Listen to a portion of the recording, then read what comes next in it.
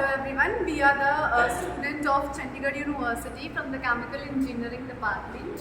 My name is ADITEE Singh. My name is John. And we are going to discuss about the Bernoulli's theorem.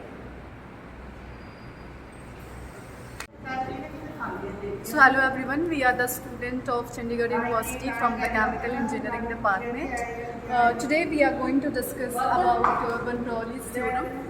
And I want to tell that what is Bernoulli theorem and what is the application of the Bernoulli theorem in the industries.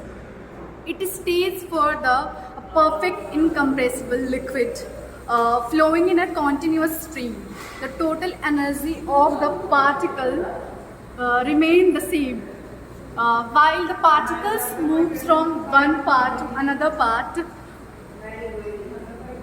This statement is based on the assumptions that there are no losses due to the friction in the pipe.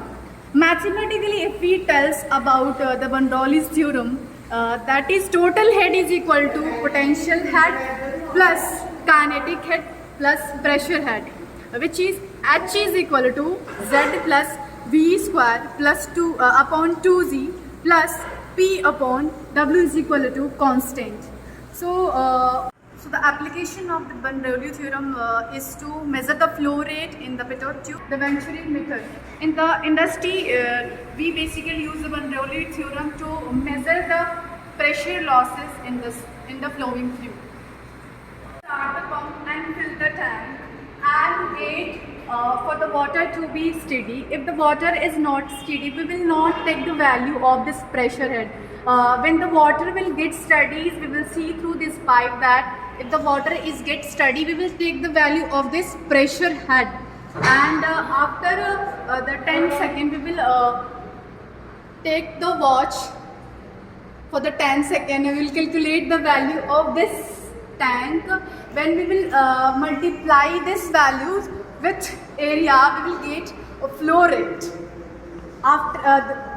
Through this flow rate, we can calculate the value of kinetic energy, and we will use the formula of Bernoulli's equations, that is P1 plus 1 upon 2 PV square plus rho GH1 is equal to P2 plus 1 by 2 rho V2 square plus rho GS2.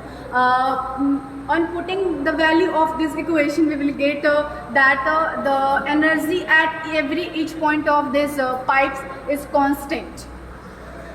Today we're going to be talking about Bernoulli's theorem apparatus. Up here we have one tank, down here we have a centrifugal pump. On some tank, a measuring tank here with a gauge to measure initial and final. And if we come up here, we have our control panel, our mains, our on switch.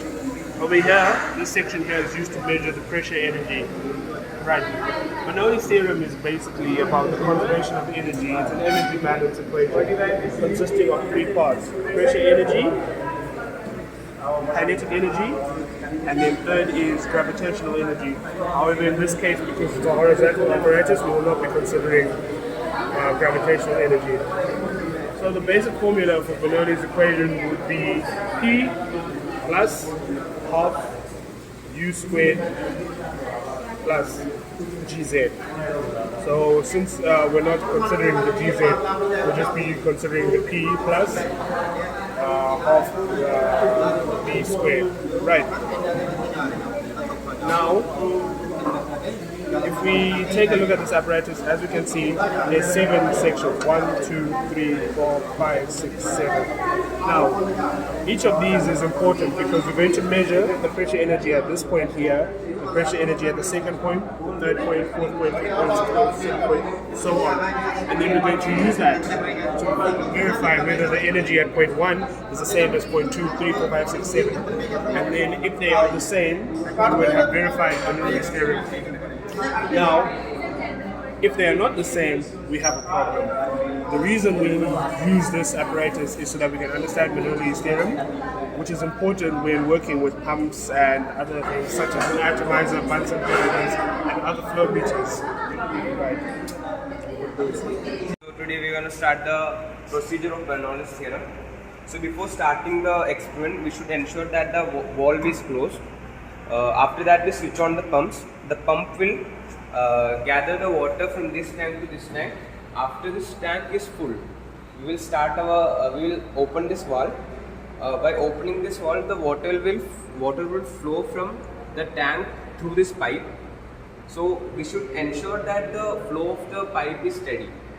So after that, we will measure the head of this water at different points of this pipe. So we can in the experiment we will see that the head will be high where the area of cross section will be high.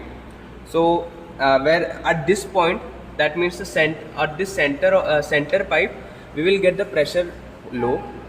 After taking all the measurements, we can take 10 seconds as basis, and we will measure in this collecting tank.